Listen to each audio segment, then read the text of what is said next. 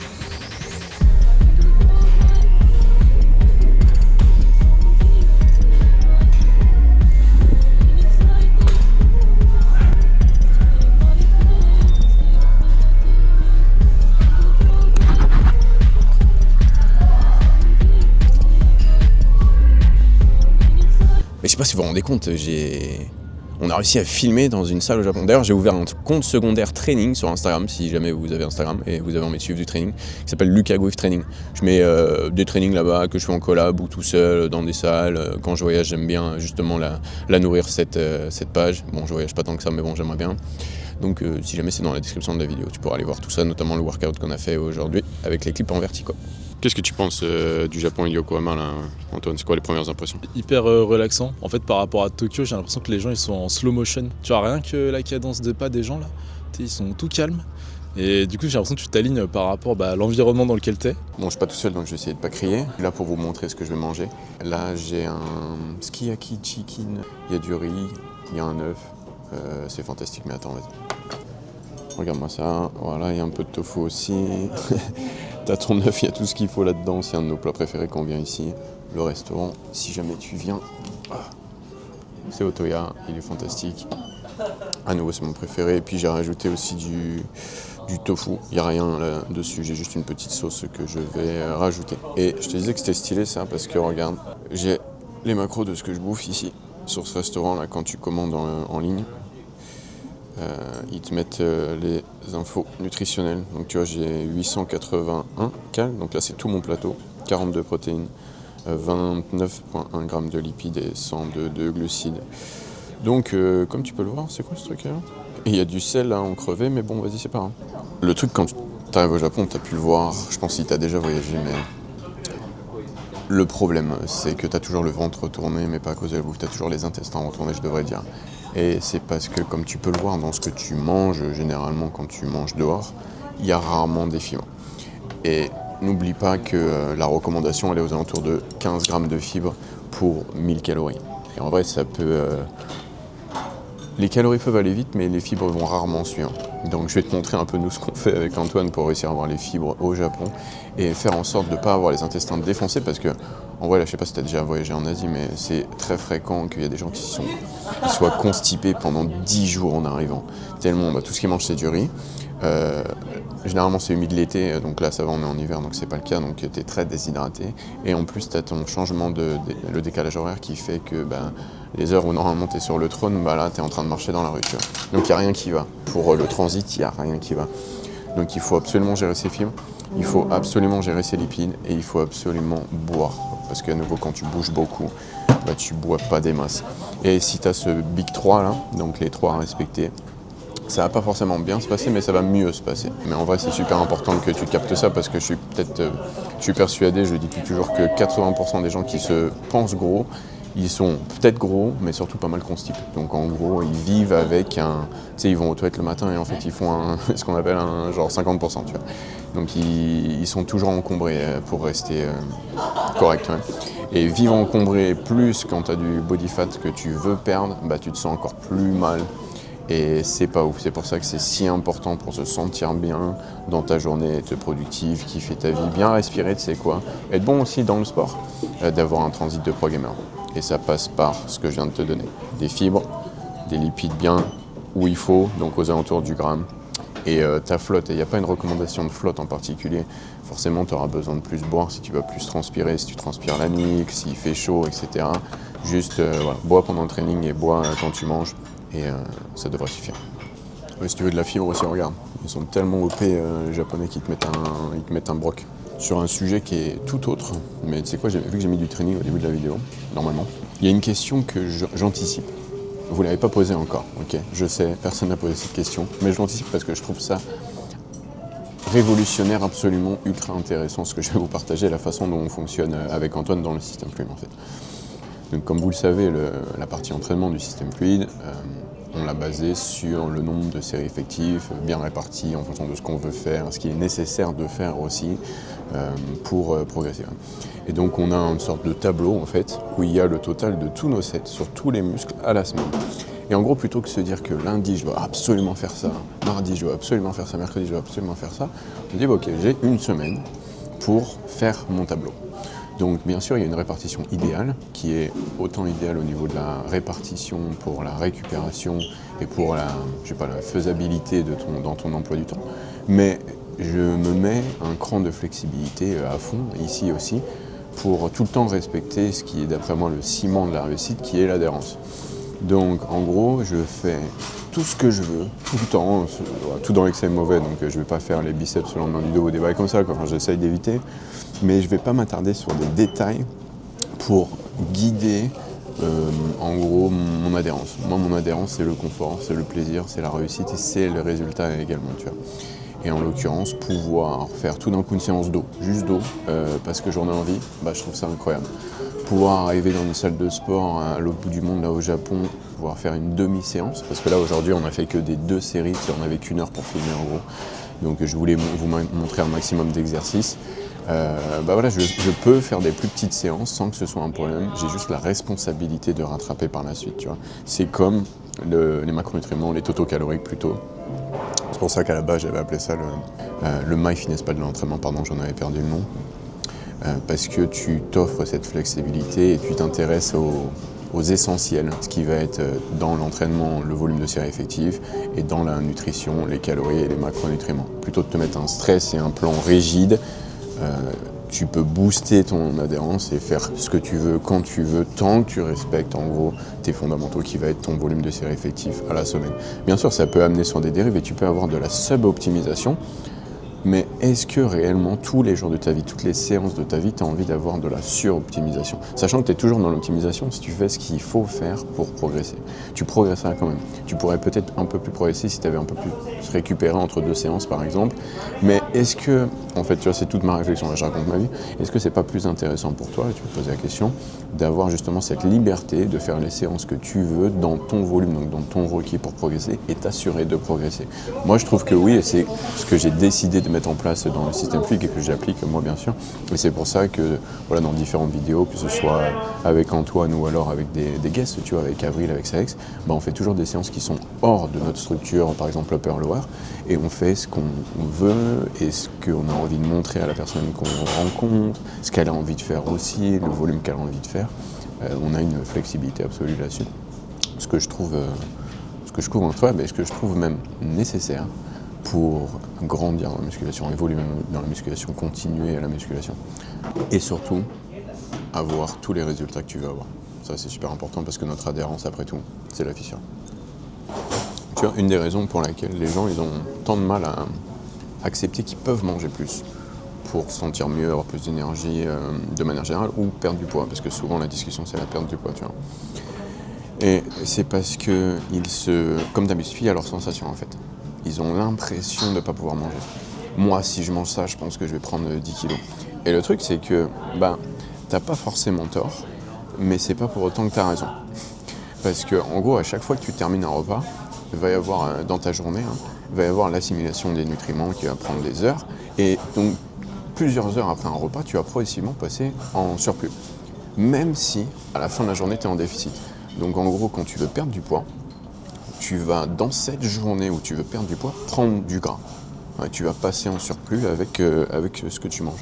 Et c'est fantastique parce que c'est justement cet apport en nutrition là, qui va te permettre d'être un petit peu plus lourd, donc de dépenser plus, d'avoir un métabolisme qui tourne bien, de faire plein d'actions, d'être performant, de bien récupérer, d'être anabolique, comme tu veux, tout ce que tu veux. Et c'est vrai que sur certains moments dans la journée, du coup, même quand tu perds du poids, même quand tu es en sèche, même quand c'est fantastique, tu vas te sentir plus gros parce que tu le sauras. Parce que après manger, on passe tout le temps en surplus, et heureusement. Mais donc, tu vois, toutes ces personnes qui... Ah voilà, tiens, regarde, les nouilles de riz là. Toutes ces personnes qui finissent un repas et 2-3 heures après un repas, elles disent mais voilà, je suis gigantesque, je suis énorme, tout d'un coup je peux pas manger tout ça, voilà, mon métabolisme est cassé. Non, c'est parce qu'elles voient le court terme et se fient à une sensation. Et c'est pour ça que c'est important d'avoir un système au niveau des pesées aux mêmes heures, parce que vraiment, tu vois, si tu te pèses d'habitude à 7h du matin, là tu le fais à 5h du matin, il y a moyen qu'à 5h du matin, si tu as mangé tard la veille, tu sois encore en surplus. Sachant que, comme je te dis, dans la journée, en fonction de ton activité et tes repas, donc la fréquence de tes repas, tu vas être plusieurs fois en déficit et en surplus. Et si tu es en surplus, tu vas être plus gros, tu vas être plus gras, donc tu vas être plus lourd.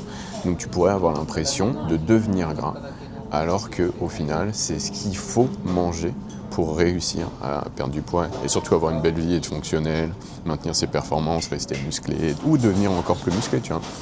Donc ne vous fiez pas à la sensation d'être gros parce que vous allez dans la journée devenir gros. Et ayez un système, par exemple, moi je vous recommande le système de pesée et pas aussi long qu'un mois, genre moi j'aime bien le 3 jours ou le 5 jours éventuellement, pour vous donner des directions quant à votre apport calorique et votre aventure. Bon, ce passage est beaucoup trop long sur du yap, donc je vous propose que je mange mon truc. On se verra un autre moment. Bon, la fameuse strat dont je vous parlais tout à l'heure, c'est sans surprise faire ce qui marche à la maison, mais ailleurs. Donc, de toute façon, vous connaissez bien tout ça. Vous connaissez bien les massifs porridge, ouais. Bon, effectivement, on voit pas grand-chose, mais là, tu vois, c'est pas le repas le plus japonais qui existe, mais comme tu peux le voir, c'est quand même préparé dans un cup ramen. Au moins, on a un peu de Japon ici. Et donc, je mets... Attends, hop, que je fasse pas de bêtises, que je monte pas mes pieds aussi, ce serait cool, ça. Là, j'ai 200 grammes de flocons d'avoine. J'ai 5 grammes de flavor powder spéculoos. J'ai 200 grammes de fromage blanc. Et j'ai 200 grammes de myrtille. Le classique, celui de la maison. Et c'est grâce à lui que j'ai mes films en fait. Donc plutôt que d'essayer de trouver à fond des légumes et des fruits qui coûtent très cher ici, que je pourrais faire si vous voulez les trouver, si vous avez le budget, je me repose à nouveau sur mon gars sûr, l'avoine ou le maïs si j'en avais, pour avoir mon 15 grammes par 1000 calories. Voilà, rien de sorcier, mais par moment, tu vois, la perfection est dans la simplicité. Et la perfection ici, en l'occurrence, c'est d'avoir ces fibres, tu vois, parce que c'est si délicat quand tu voyages, justement, cette fameuse cible de fibres au 1000 cal.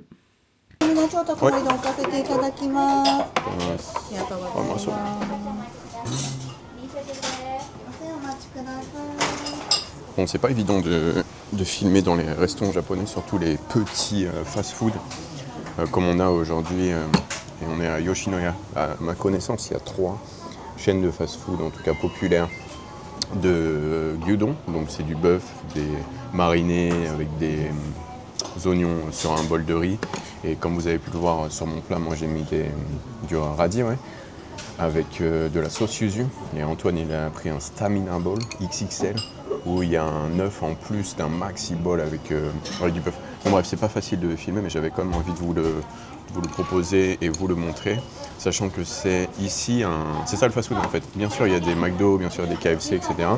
Mais là, tu as la vraie signification du fast-food, c'est-à-dire c'est de la restauration rapide. Là, j'ai commandé, j'ai été aux toilettes, mon plat, il était là. Littéralement, genre 1 minute. Et tu as tout ça pour... donc tout mon plat là, c'est 1100 yens. Et aujourd'hui, 1100 yens, ça doit être 6 € et quelques. Je pense que j'ai à peu près un repas à 6 € là. On est à Saksa, donc bien placé dans Tokyo, on va dire, ce qui est, je trouve, tout à fait lunaire. Et s'il y a bien un plat dont on ne peut pas vraiment se passer, je trouve, c'est le gyudon. Donc déjà à Paris, on en mange tout le temps. Mais alors là, on enchaîne encore plus ici. C'est un plat parfait du midi rapide, je trouve. Et extrêmement bon, même si vous avez votre palais et j'ai le mien. Attendez, parce que vous savez, Antoine, il est excellent. Il fait toujours des trucs de ouf avec ses toppings. Donc j'ai besoin de vous montrer ce qu'il vient de faire. En fait, Antoine, il aime trop les toppings en fait. Ok, je vous montre une portion civilisée de gingembre sur du bœuf, magnifique. Et puis la portion gros porc, tu vois. La portion, j'ai pas de gingembre chez moi.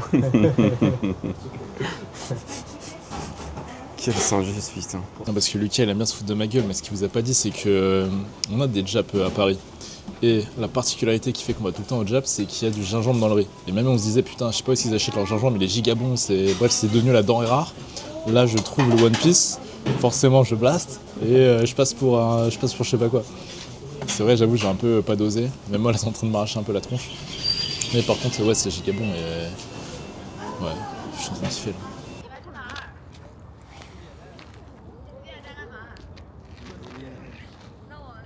Bon, le contexte s'y prête, vu qu'on est à Tokyo et on fait, je sais pas, 30 000 pas par jour, un truc comme ça, sans avoir de cible en particulier, hein, c'est juste qu'il fait beau, t'as vu.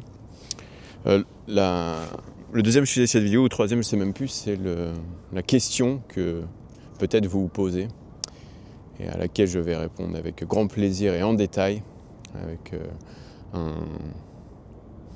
une value au niveau de la solution aussi qui va être est-ce qu'il est possible de trop marcher et quelles seraient les conséquences. Donc déjà oui, spoiler, il est absolument possible de trop faire d'activités dont la marche à pied. Et quelles seraient les conséquences du coup ? Déjà la première, la plus chiante pour vous j'imagine, c'est en faisant plus de marche à pied par exemple, tu sais, tu passes de ton 18 000 à 28 000 parce que tu es dit en vacances ou je sais pas quoi, tu commences à prendre du poids, ou alors ne plus en perdre quand tu cherchais à en perdre. Donc tu vois, tu essaies de perdre plus de poids en augmentant assez drastiquement, par exemple en prenant mon exemple de 18 à 28, et tu te retrouves à perdre moins de poids. Donc c'est une adaptation, voire en fait un ralentissement du métabolisme en faisant plus d'activités dans ta journée.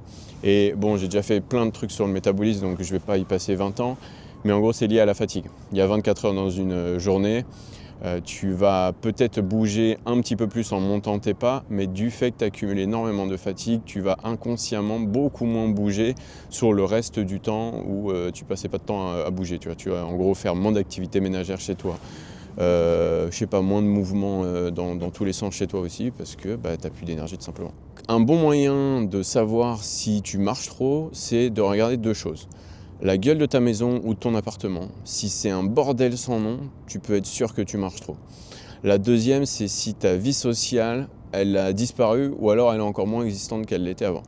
Peut-être éventuellement on pourrait parler de tes projets perso, si tu aimais bien faire de la musique, etc. De la création de contenu, est-ce que tu fais en ce moment? Et franchement, si tu fais plus, ça va être, et que tu vois plus de personnes, ça peut être aussi un signe que tu marches trop parce que un, tu es trop fatigué donc tu te projettes pas dans les interactions sociales et deux, tu n'as plus de temps pour faire du social aussi. Mais commence par le bail de l'appart. Si c'est dégueulasse chez toi, si c'est le bordel chez toi, s'il y a la poussière partout chez toi, tu peux être sûr que tes pas ils sont vachement hauts parce que vu que tu es fatigué, tu fais plus toutes ces tâches ménagères que tu aurais pu faire si tu étais moins fatigué, si tu marchais moins. Et comme je te disais, en fait, faire le ménage, ça brûle beaucoup plus que faire juste des pas en plus dans ta journée. Ne sous-estimez pas la dépense qui n'est pas catégorisée dans l'activité physique qui serait dans la HIIT. Donc ne sous-estimez surtout pas la NEAT. On a vu que c'est elle qui se stretch le plus. Et comme je dis dans ma vidéo sur le métabolisme, le moyen d'avoir la NEAT la plus haute possible, c'est absolument de gérer la fatigue.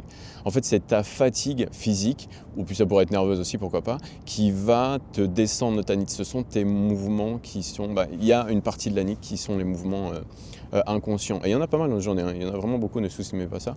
Et le moyen d'avoir le plus de mouvements inconscients, de bouger dans tous les sens, faire plein de trucs sans y penser, c'est d'avoir plein d'énergie. Donc c'est de manger à maintenant s'optimiser ou en surplus, pourquoi pas, ou le plus haut possible en déficit, et aussi ne pas être fatigué. Et qu'est-ce que ça fait de trop marcher? Trop fatigué. Donc si tu veux avoir peur, tiens, je te fais peur. C'est pas marcher le plus possible, parce que marcher le plus possible dans ta journée, donc quand je vois des totos à 30 000, moi je me pose des questions, parce que ça va ralentir ton métabolisme plutôt que de l'accélérer. En plus, en fait, d'être, tu vois, une activité que tu pourras jamais dans ta vie maintenir. Donc tu vois, ce que tu fais aujourd'hui, de toute façon, tu ne pourras pas le faire demain, entre guillemets. Donc c'est un plan qui est voué à l'échec. Surtout, ne fais pas ça, c'est super important. Donc ça, c'est la première conséquence grave, mais en vrai, voilà, je touchais à la fatigue sociale ou l'absence, on va dire, l'absence de vie sociale. On pourrait aussi parler de fatigue chronique en vrai. Donc tu vois, c'est les signes de fatigue que tu dois observer là. Est-ce que tu as une fatigue chronique qui s'est installée? C'est-à-dire que tu te lèves le matin, franchement, t'es rincé tout le temps, tu traînes du pied tout le temps, tes trainings, ils puent la merde. Tu n'as plus envie de t'entraîner aussi, ça peut être une fatigue à relever ça aussi. Donc cette fatigue chronique, on va dire, en plus de peut-être ton absence de vie sociale et d'hygiène de vie, vont être des signaux que tes pas sont trop hauts. Le plus simple, c'est ce que je t'ai dit au début, c'est regarde par rapport à la balance. Donc si tu fais plus et que tu perds moins, ou que tu prends alors que tu n'avais pas beaucoup, alors que tu n'avais pas prévu de prendre beaucoup de poids / de gras, c'est que ton métabolisme est descendu parce que tu dépenses trop. Ouais. Donc en vrai, voilà ce que j'ai à dire, j'ai pas beaucoup plus à dire sur les pas. Maintenant, quelles sont les actions à prendre pour éventuellement vérifier qu'on n'est pas trop haut, et surtout guérir d'un total de pas, donc d'une fatigue en fait qui est trop haute, parce que la marche à pied, oui, c'est le truc le plus doux, le plus pratique, etc. Mais tout dans l'excès est mauvais, même marcher autour de ton pâté de maison ou ta table de chevet chez toi, parce que tu n'as pas encore acheté de tapis, lien dans la description de la vidéo. Tu vas progressivement les descendre et observer tes tendances de poids. Parce qu'il y a moyen que si tu cherchais à perdre et que tu ne perdais plus avec une augmentation de dépenses, tu reprennes ta perte, donc ton objectif, sans toucher à tes calories, voire en mangeant progressivement plus. C'est possible aussi, la remontée des calories, c'est ça. Donc tu vas, si jamais tu es fatigué, tu as relevé tout ce que je t'ai partagé dans la vidéo, tu vas descendre un petit peu tes pas, par exemple de 2000, sans toucher à tes calories, tu vas observer ta tendance de poids. Si tout d'un coup tu perds et que tu perds des plus, fantastique, vas-y, ne touche à rien, c'est bien, mais en vrai tu pourrais essayer de descendre un peu plus bas, voir si ça serait pas encore mieux. En gros, je vous disais, avec les maintenances optimisées, vous pouvez monter le plus haut possible sans prendre du poids. Avec les steps, tu peux, si tu en as envie, moi j'aime bien marcher perso, mais descendre le plus bas possible, entre guillemets, tout en respectant ton objectif, c'est-à-dire perdre du poids. Et surtout, n'oubliez pas que on marche pour avoir du confort. Donc on marche pour avoir du budget calorique, parce que c'est le budget calorique le confort au final. Ne descendez pas non plus trop bas, c'est pas le challenge de la personne qui va descendre le plus bas, c'est toi qui dois trouver le total qui fonctionne, donc ta dépense de la journée qui fonctionne et auquel tu adhères. C'est pour ça que depuis le début j'appelle ça le cas pratique et que je ne donne pas une cible en particulier, même si je vous recommande de vous situer aux alentours de 15, parce que c'est autour de ce 15 ou plus où j'ai pu remarquer que les gens avaient le plus de succès dans leur aventure, c'est-à-dire perdre du poids et le maintenir très loin, ce poids, ce gras, entre guillemets, c'est-à-dire pouvoir vivre sec tout en progressant par la suite. Parce que n'oubliez pas, même si effectivement on est peut-être un petit peu tous gourmands, mais je pense tu vois, justement, c'est comprendre un peu la nature humaine, c'est-à-dire cette gourmandise, et travailler autour. Donc le vrai problème des gens dans la musculation, c'est pas la musculation, c'est la composition corporelle. Donc ils n'arrivent pas à être satisfaits de leur musculation parce qu'ils n'arrivent pas à choper la composition corporelle qu'ils veulent. C'est ça la racine du problème. Donc s'attaquer à cette racine, c'est te faire vivre ta musculation et te rendre satisfait de ta musculation, te faire kiffer ta musculation. Donc en fait, s'offrir du budget calorique en ayant une activité qui est haute et peu fatigante, conséquente, on va dire, et peu fatigante comme la marche, ça va être la solution au problème de la musculation. C'est pas un signe, comme j'ai pu l'entendre récemment, de trouble du comportement alimentaire, de se dépenser pour manger.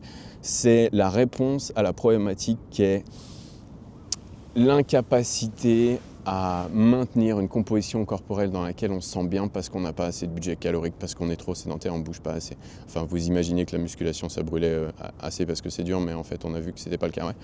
Donc voilà, ça répond à cette problématique. Voilà pourquoi c'est si intéressant de s'offrir le maximum de confort possible avec une vie active. C'est tout con, mais c'est vrai. Et maintenant, grâce à ces totos, là, vous pouvez un peu monitorer tout ça. Mais n'allez pas dans des extrêmes, parce que vous avez vu dans les extrêmes, même des trucs aussi tranquilles que la marche à pied, bah, ça va vous avez des problèmes physiquement, psychologiquement du coup parce que vous êtes déçu de vous et socialement, donc des problèmes sociaux aussi. C'est-à-dire que vous n'aurez plus de vie sociale. Et le vie sociale, c'est pas que les potes, c'est pas que les meufs, moi je mettrais le taf aussi. Donc en fait on pourrait dire des problèmes de développement personnel à cause du fait que vous marchez trop. Tu vois, ne prenez pas ça à la légère, ne vous faites pas des challenges avec vos potes à marcher le plus possible, vous allez juste vous défoncer votre physique et défoncer votre vie en fait. Donc surtout, prenez soin de vous, prenez votre santé mentale et ça passe, prenez soin de votre santé mentale et ça passe par le contrôle de votre dépense, le contrôle de votre apport, le contrôle de votre stimulation et la fatigue à l'entraînement pour être sûr, parce que vous avez le contrôle, d'être en bonne santé, d'évoluer, d'être heureux quoi. Voilà ce que je veux dire. Mais aussi, on s'était arrêté ici parce qu'on est devant le palais impérial de Tokyo. Là, on est proche de la gare de Tokyo et que le cadre est super cool, même si le parc est fermé. Et je teste un truc là. Vas-y, attends, j'arrive 2 secondes. 2 secondes. Oh, je te partage ce que je bouffe là. Ah, regarde. J'ai des rice cakes. Enfin non, c'est pas des rice cakes, c'est de la pâte de riz, soja et noisettes. Donc j'avais envie de tester avec toi et je vais te montrer en vif là. Attends. Oh, putain, c'est pas pratique. Oh, le nombre de Français qu'il y a à Tokyo, c'est un délire. C'est le 3e groupe de Français qui passe devant nous, tu vois. Oh putain, ça marche comme ça là? Oh, je vais te faire un POV mon pote. Ouais. Guette, on dirait un clip de rap des années 90 là. Non, c'est bon, t'inquiète. Voilà, trop chelou, trop Ouais. Donc, tu vois, le intolérant au gluten, ouais, c'est pas ouf, attendez, je vous reprends ici. Intolérant au gluten, et comme disait Antoine tout à l'heure, on s'en sort plutôt bien au Japon avec tout ce qui est riz, en fait les mochi, les daifuku. Donc il y a plein de desserts, gourmandises, je sais pas comment on peut dire ça, friandises, je sais pas, à base de riz, donc qui est fantastique pour nous. Donc là, tu vois, j'avais envie, après le repas qu'on t'a montré tout à l'heure, le gyudon, de manger un petit truc sucré, et donc je l'ai. Et tu vois, j'avais envie d'un truc sucré. Et bien sûr, c'est pas sucré, c'est ultra salé. Parce que je t'ai dit c'est la sauce soja juste avant, mais en vrai, ça va. Ça se défend. Mais je mettrais un 6 sur 10 quoi. C'est pour un mochi. En vrai, mochi c'est meilleur. Tu vois, j'avais l'option de prendre un daifuku avec une fraise dedans. Bah, tu vois, j'aurais dû. Pareil, ça se mange quand même. La vue qu'on a, hein, c'est quand même insane. Parlez de ça, ouais. Moi, je t'abasse. Vous le savez, mais si vous avez l'occasion de venir à Tokyo, s'il vous plaît, venez à Tokyo, c'est quelque chose qui doit être fait dans une vie. Absolument. Vous n'avez pas envie d'y vivre, croyez-moi, mais venir en vacances, absolument. Surtout avec une si belle météo. Pas fait super original aujourd'hui, j'ai pris la même chose qu'Antoine hier. Et attendez, je vais faire la spéciale Antoine, c'est-à-dire rajouter du gingembre dessus. Donc on a ce qu'on appelle ici un stamina ball. C'est un truc qui est cool au Japon, c'est qu'il y a des portions de gros. On a un massif bol de riz, plus du porc, plus du bœuf, plus un jaune d'œuf que j'ai pété dessus, plus des negi, je sais pas comment on dit ça, et mon gingembre. Donc voilà le plat que vous avez. Le seul truc que je voulais t'amener pour ce clip, ça c'est cool le micro parce que putain c'est bruyant, c'est les différentes tailles disponibles dans les plats que tu peux avoir au Japon. Souvent, ils proposent ça sous forme de set sur ton plateau. Tu as plein de petites cups comme ça, avec un peu de radis, un peu de viande, un peu d'œuf, genre tamagoyaki ou des trucs comme ça. Hein. Et ça, c'est très agréable parce que, enfin après, c'est des préférences, hein, mais je trouve ça cool d'avoir plein de choses à manger sur son plateau, plus qu'un gros truc. Donc là, effectivement, c'est pas très représentatif, mais de manière générale, j'aime bien. Et la deuxième chose, comme je te disais, c'est que il y a plein de tailles en fait. Donc si tu as réellement faim, tu peux payer le double, parce que je crois qu'à la base, tu vois, si on a un bol normal, c'est 530 yens, ce qui doit faire actuellement 2,60 €, 2,70 €. Donc ça va être un bol qui est comme ça. Tu as ton petit riz, tu vas avoir ton petit bœuf dessus.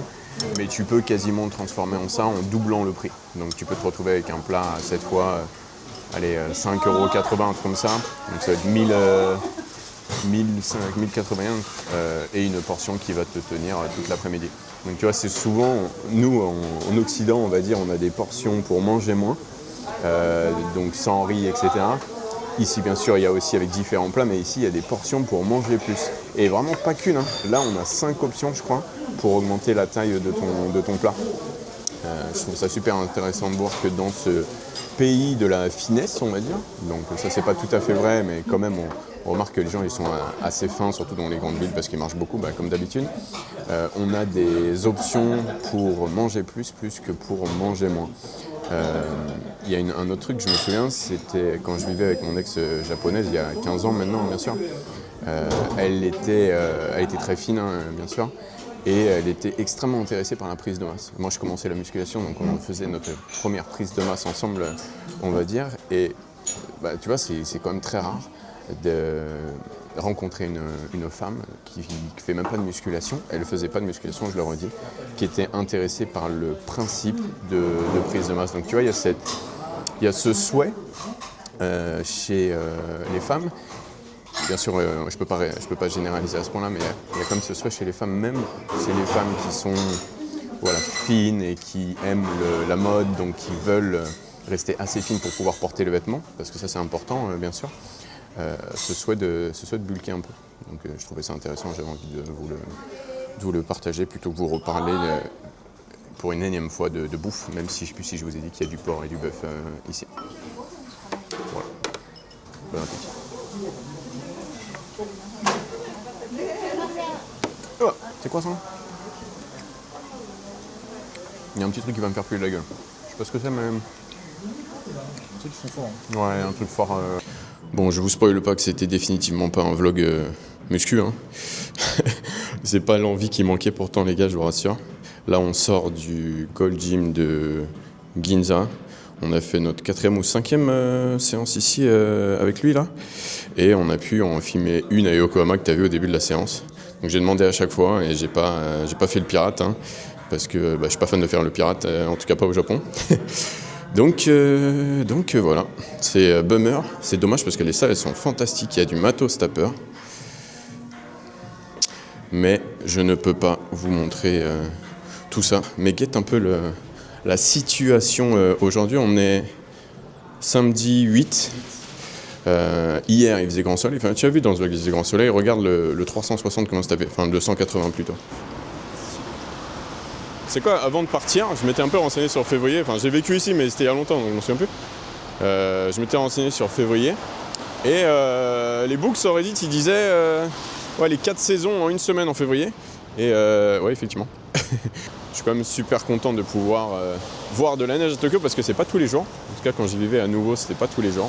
Je crois que c'est assez rare pour eux et en entendant les Japonais autour de moi, que ce soit dans le train ou dans la salle, ça avait l'air de les surprendre aussi. Quand je publiais sur mes stories qu'on allait s'entraîner, tu vois, de manière générale, les gens me disaient mais comment vous faites, c'est giga cher les dépasses. Ouais, c'est giga cher les dépasses.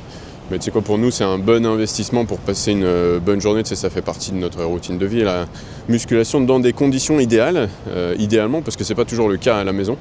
Donc s'il y avait un plaisir qu'on s'offrirait en voyageant avec Antoine par exemple, moi je le ferai avec d'autres personnes aussi, c'est des bonnes salles avec des dépasses qui sont toujours chères parce que les dépasses c'est cher, notamment au Japon. En vrai pour un truc où tu restes 2 heures, où il y a le meilleur matos du monde, pour moi ça vaut le coup. C'est cher, c'est chiant de remplir les papiers à chaque fois, mais en vrai ça vaut 100% le coup. Ça passe quoi Antoine? Avec le micro de merde là, il va falloir... Ça passe quoi là? Là c'est le main event de la journée, c'est-à-dire notre meal à l'extérieur. C'est celui que j'attendais le plus, je crois. Parce que la dernière fois qu'on est parti au Japon, en vrai de vrai, je pense dans l'XP bouffe, c'est le truc que j'ai préféré. Parce que, je sais pas, t'as ta tablette, ça arrive super vite.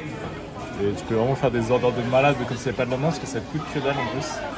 Donc, regarde en vrai. Et ça marche comment? Genre une petite tablette et tu ordres ce que tu veux? Regarde, tu prends par exemple ça, c'est la ronde, tu order. Tu prends la quantité, je crois que c'est capé à 4, si je me souviens. Et après tu passes ton order et ça part. Donc là je vais pas order ça, je vais être plus intelligent. Mais grosso modo ça marche comme ça. Et il y a des petites frites aussi. Ça je me souviens, ça m'avait marché, c'était Gigabom. Vous allez me dire, mais ils mangent des frites au Japon? Ouais, totalement. Si jamais tu es un peu plus haut en calories pendant ce voyage et tu prends un peu de poids, qu'est-ce qu'on s'en fout? Tu vois, mon système fluide, c'est la gestion parfaite de ton environnement / ta composition corporelle, par exemple. Tu vois, attends, je prends un petit triple saumon.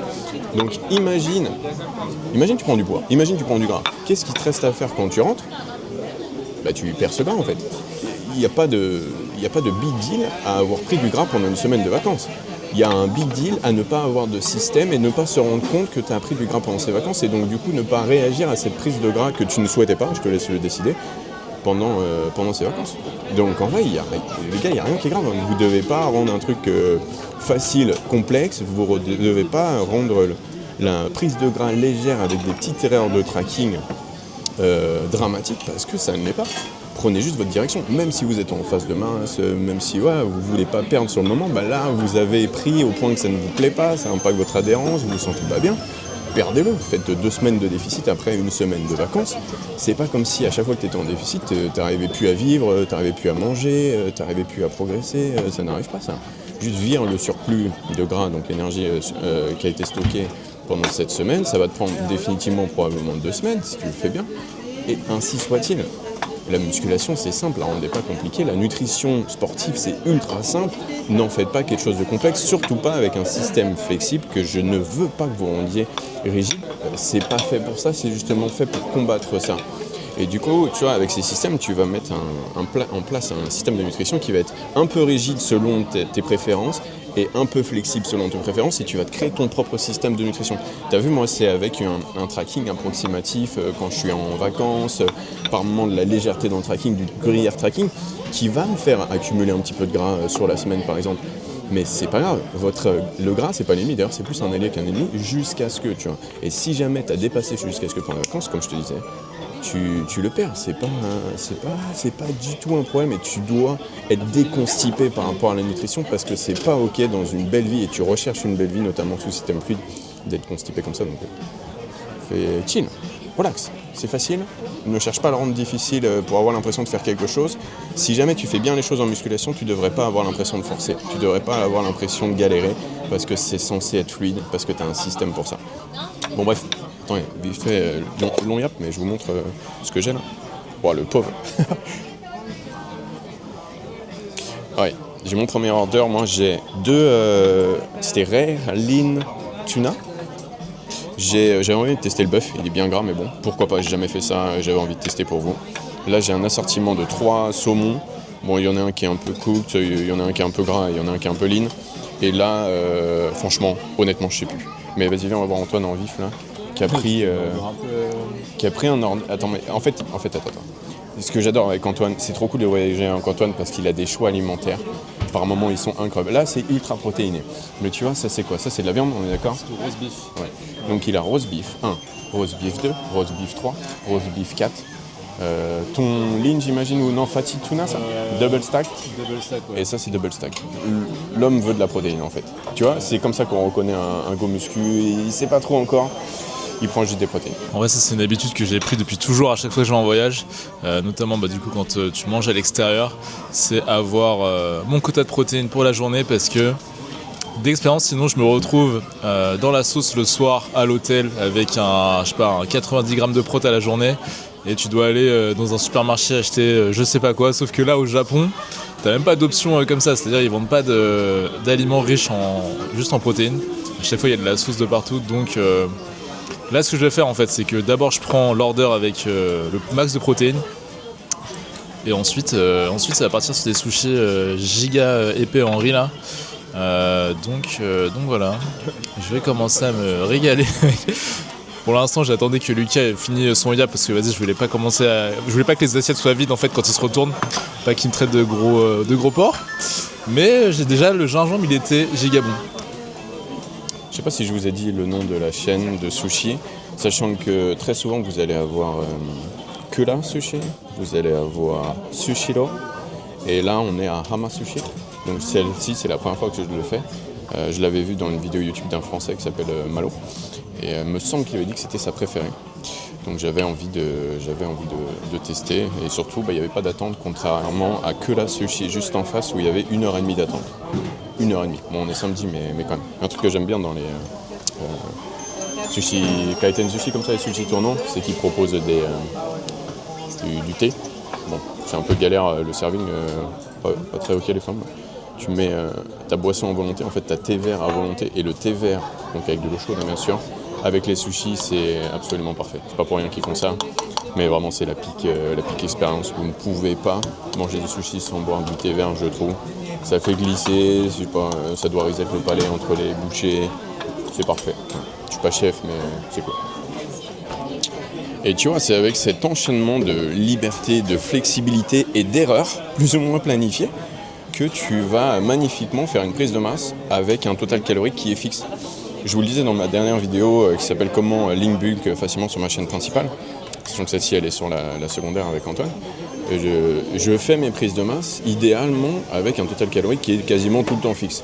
Et comment j'arrive à prendre du poids avec un total calorique et ma maintenance optimisée?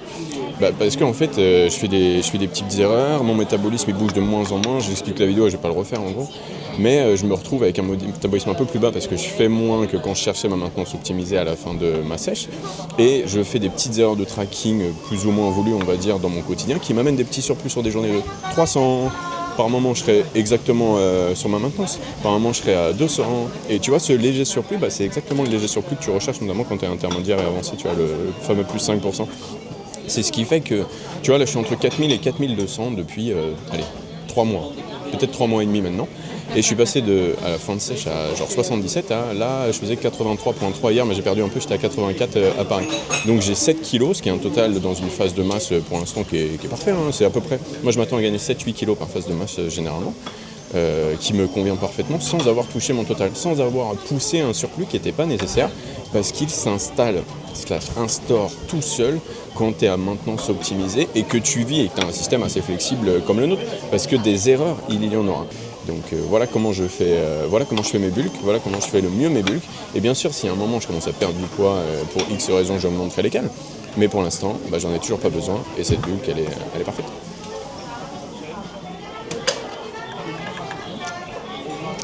Bon, je vais pas tous vous les faire, mais c'est très bon. Attendez, je vous avais dit que j'allais tester le bœuf avec vous. On va voir si ça vaut un sushi au bœuf. Le truc avec la viande au Japon, c'est que c'est super gras. Donc ça, c'est un peu chiant, ouais. Genre, littéralement, mon bœuf, il avait pas de système fluide, c'est sûr et certain. Hein. Il t'a fait une prise de masse, mon pote Get. Mais vas-y, on va voir ce qu'il vaut ce petit cochon. Donc là, c'est du bœuf froid. Avec une sauce un peu sucrée. Et bordel de merde, c'est excellent. Putain, c'est excellent. Donc malgré ce gras que vous pouvez voir là, tu sais quoi, ça vaut le coup. C'est la première fois que je teste que j'ai l'audacité de prendre de la viande dans des sushis. Et je ne le regrette pas. Je suis peut-être pas fine bouche, mais j'assume. Ok, un truc que j'avais pas vu, c'est qu'en plus, t'as le total calorique par order que tu prends. Et ce que vient de me dire Antoine, c'est que tu peux regarder tout ce que tu as pris, je crois, et toutes les calories. Donc si vraiment tu as la foi, tu peux tout additionner. C'est quoi que du coup ton tracking il va être assez exact, voire très exact. C'est ça en fait, on vit pas dans le grand pays les gars. Normalement j'ai réussi à vous le mettre et on a trouvé du coup le calculateur de calories par sushi. Donc tu vois tout mon truc sur le tracking, c'est encore plus facile ici. Donc tu mets un tout petit peu d'énergie, c'est-à-dire que tu cliques sur l'écran, tu as ton total. Moi je suis à 1420, Antoine il est à 900. Et j'ai mon dernier order, je te montre. Enfin, commande. J'ai des kamaki ça. Ça c'est gunkan. C'est du thon haché là. Et là j'ai des morceaux de thon. Et je vais terminer le repas avec ça parce que 1420 déjà. Pas mentir, ça me met un peu dans la sauce sur la journée. Et tu voulais un prétexte pour, tu vois, une réponse à la question, mais à quoi ça sert d'avoir un tel budget calorique Lucas? Partir au Japon, manger sans devenir un sac, parce que ça va super vite. D'où là, il n'y a que 10 assiettes. Et en vrai, tu vois, c'est bon, là, j'ai plus faim, je suis satisfait, mais si tu pourrais manger le double. Tu vois, si tu fais un peu ton gourmand, t'as pas mangé ce matin, tu peux te faire facilement un repas sans prendre des trucs qui ont l'air ultra grands au premier abord. J'ai un prix de ultra grand au premier abord. À 2500, 3000. Donc tu peux vite devenir gros. Donc assure-toi d'avoir suffisamment de budget pour pas devenir gros, sinon tu vas devenir gros. Et là, je suis très content d'avoir bien respecté le step count et d'avoir bien appliqué mon système food au Japon. Parce que regarde, je suis pas devenu gros, voire même j'ai séché au Japon. Moi, Est-ce que vous pensez un jour aller vivre dans la meilleure ville du monde, entre parenthèses Tokyo? Absolument pas d'accord avec le fait que ce soit la meilleure ville du monde, et pour perso non, je reste à Paris. La meilleure ville du monde c'est Paris. Et la meilleure ville du monde c'est Paris. Romain il demande quel serait votre repas du condamné, virgule votre dernier repas avant exécution. En gros, si tu devais manger un dernier repas dans ta vie, qu'est-ce que ce serait? Ouais. C'est quoi, ne pas mourir, c'est pas mal aussi. Ouais, là, TM, intuitivement, je te dirais porridge, coconut spéculoos, mais vas-y. Ah ouais. Sad. C'est giga bon. Avez-vous envie de vous diversifier sportivement, entre parenthèses, pratiquer d'autres sports? Absolument pas. Pourquoi? Pas envie de snap. En fait, c'est trop confortable la culture physique. C'est trop confortable de faire ça et que ça et pouvoir faire plein de choses à côté. Donc tu vois, tu as une activité qui te fait te sentir giga bien, qui te permet de te développer un truc de ouf. En plus, tu as des systèmes pour gérer ta fatigue, histoire que ça n'empiète pas sur le reste. Et tu peux bombarder sur le reste. Le problème du sport, notamment à haut niveau, et franchement, ne pas faire du sport, ne pas chercher à faire du sport à haut niveau, c'est-à-dire à devenir le meilleur possible. Tu vois, j'arrive pas à le concevoir. C'est peut-être moi le problème dans tout ça. Parce que tu sais, tu commences à faire du basket, bah, tu vas vouloir un régional, national, tu vas vouloir parfait tout le temps en fait. Tu vas vouloir effectivement, probablement être parmi les meilleurs, ou en tout cas jouer au plus haut niveau parce que c'est ultra stimulant. Tu vois, je me souviens quand j'étais petit, je faisais des sports de raquettes, guette les bras, c'est normal. Donc tennis et tennis de table et pourquoi pas badminton. Et en vrai, c'est extrêmement stimulant de jouer avec des gens meilleurs que toi et de jouer avec des gens qui jouent extrêmement bien en fait. Voire même ton meilleur jeu viendra au moment où tu joues avec des gens qui ont le même niveau que toi, qui sont meilleurs que toi. Dès que tu joues avec des gens qui sont moins bons que toi, qui ont moins d'expérience que toi, tu joues moins bien tout simplement. Donc à partir du moment où tu fais du sport, bah tu te verrouilles un petit peu dans un nouveau monde de compétitivité pour ton plaisir personnel qui prend, d'après moi, beaucoup trop de place dans la vie de manière générale. Donc si ça devient toute ta vie, ton métier, ton passe-temps principal, qui suis-je pour juger? Si ça te rend heureux, fais. Mais moi j'ai remarqué que ça prend trop de place et ça amène trop d'inconfort, pas forcément physique, plus psychologique, par rapport à ce que propose la culture physique, donc qui n'est pas un sport, la culture physique, dans notre vie. C'est pour ça que maintenant, pour moi que j'ai goûté au meilleur, au plus confortable, je n'ai plus d'attrait pour une activité sportive. Physique, je fais avec la musculation pour devenir beau, mais du sport avec la compétitivité prend trop de place aujourd'hui. Et en vrai, ça prenait trop de place par le passé aussi, hein. Je m'en rendais pas compte juste. Ok. Ouais, non, c'est intéressant. C'est quand même Timael, du coup, je sais pas si vous connaissez, il a fait des idées de fou sur nous. Tu sais, il s'était mis au MMA il y a pas longtemps là, et il essaie de concilier justement avec son système feed. Et avant qu'on n'achève au Japon, il disait ouais Antoine, alors il se sentait mal parce que justement il commençait à se rendre compte que ça lui tendait les couilles d'aller mettre des droites 3 fois semaine et qu'il était trop fatigué et qu'il avait quand même cette espèce de pression parce que t'as vu quand t'es dans un groupe, un club de sport, t'as pas envie d'être le mec, je pense, qui est perçu comme celui qui, je sais pas, qui a lâché le navire ou quoi. Et finalement, tu vois, il s'est rendu compte qu'il voulait juste être beau et faire ses projets audiovisuels tranquilles. En étant tranquille chez lui en fait. Et il y a aucun, enfin c'est confortable en fait. Et il y a aucun mal à ça, je trouve. Donc ouais, pour la petite anecdote. Non, mais comme on disait dans un autre podcast sur cette chaîne, pendant extrêmement longtemps et peut-être aujourd'hui encore, ce n'était dans la société des gens qui font de la musculation, ce n'était pas encadré, accepté officiellement, parce que officieusement si bien sûr, sachant qu'on fait tous ça pour ça, qu'on fasse une activité pour devenir beau, nous les hommes. C'était forcément pour devenir donc masqué, caché derrière le fait de vouloir devenir plus performant, vouloir devenir plus fort, vouloir devenir plus massif pour devenir plus intimidant, vouloir s'affirmer de par sa masse, ça je peux le comprendre aussi, mais en fait, au fond du fond, on fait de la enfin, je vais pas parler pour tous les gens qui font de la musculation, sachant que la musculation a plusieurs branches avec l'haltérophilie, le crossfit, la force athlétique, mais je vais parler au nom de ceux qui vont en salle pour améliorer leur corps, on va dire, à leur image, hein, bien sûr, quand je dis améliorer, parce qu'il y a aussi le fitness, wellness, donc ça, ce serait pour la bonne santé. Mais quelque part, je suis désolé de repartir là-dedans, mais est-ce que la bonne santé, ce serait pas se sentir bien et beau?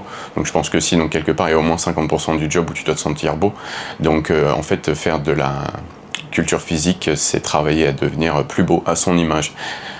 Effectivement, et ça c'était pas accepté, et le seul problème c'est plus les gens qui font du sport du coup, qui vont toujours avoir ce jugement envers une activité physique qui n'est pas dans la recherche de forcément devenir le meilleur, donc qui n'est pas un sport en fait, c'est pour ça que ça connecte pas dans leur cerveau, tu vois, mais qui est dans cette optique de devenir beau. Le problème c'est que quand tu dis devenir beau, il y a forcément ce combat d'ego. Aucun monde dans leur esprit où tu fais de la culture physique pour te sentir bien avec toi-même et devenir beau, donc selon tes critères, au point de finalement évoluer, tu vois, finalement passer ce cap de la personne qui se sent pas bien dans son corps. Et tu vois, chaque personne du coup qui passe ce cap, elle dégage quelque chose. Elle dégage quelque chose qui est pris de l'extérieur comme de l'arrogance par ces gens qui font un sport qui n'a pas pour objectif de devenir plus beau, mais devenir plus performant dans leur sport. Et tu vois, cette arrogance qui est perçue, elle n'est qu'en fait la transpiration de bien-être et de confiance en soi qu'a réussi ce mec qui avait tout sauf ça avant en développant son physique. Donc bien sûr, tout dans l'excès est mauvais, et il y a des gens qui sont arrogants juste parce qu'ils font un curl biceps 2 fois par semaine. Il n'y a rien d'extraordinaire à avoir un physique quand tu fais une activité pour avoir un physique. C'est comme un mec qui fait un putain de coup droit au tennis, il le place bien, ouais ça fait 10 ans que tu fais ça, heureusement que tu fais ça. Donc c'est la même chose dans la culture physique, mais de l'extérieur. Donc ne soyez pas arrogant parce que vous avez un bon physique, vous faites ça tous les jours, c'est la norme, comme je voulais dire. Mais tu vois, de l'extérieur, c'est vraiment perçu comme... je sais pas, une aura, quelque chose que tu dégages pour ce que ce n'est pas, c'est-à-dire de l'arrogance. La culture physique, c'est un truc pour vous, et effectivement, si tu le fais suffisamment bien pour toi, ça aura un impact positif quand tu seras avec les autres. Mais c'est pas le fait que tu as ce physique qui va te rendre meilleur aux yeux des autres, sur Internet un peu quand même, c'est ce que tu vas dégager en énergie et ton attitude via le fait que tu as développé ce physique qui va te rendre meilleur auprès des autres. C'était giga intéressant, mais en fait tu parlais aussi, à la base tu partais de justement la pression qui justement venait un peu étouffer tout le monde sur le fait quand t'es un homme de vouloir prendre soin de soi, c'est-à-dire limite il fallait cacher son intention première qui était ouais j'ai envie de me sentir bien avec mon propre corps, me sentir beau concrètement, et tu devais toujours te justifier, et ça c'est tellement vrai bro. Tu sais quoi, quand j'avais commencé tu sais tu commences à avoir des changements physiques et finalement c'est ça qui importe, tu te dis putain trop bien, et il y a des gens qui vont venir te shame parce que ouais c'est ça, t'es pas en train de t'entraîner pour faire un marathon à côté. Et quand tu parlais là, random, je pensais à ça, je me suis dit, c'est là que finalement tu vois les réseaux sociaux et l'influence ça devient giga important, parce que tu vois, exemple que tout le monde connaît, je pense à Diz, finalement pourquoi on se reconnaissait tous autant dans ça, enfin moi pour ma part, c'est en fait tu t'identifies à sa narrative, c'est-à-dire ouais tu te dis le mec c'était mais en fait il était comme moi de base, il a assumé qu'il voulait devenir un sick cunt, et il s'en bat les couilles du reste en fait, et quand tu vois ça tu te dis ouais c'est exactement ça que je veux, moi je m'en balais à la race de faire des triathlons, ce genre de trucs, c'était exactement ça que je voulais.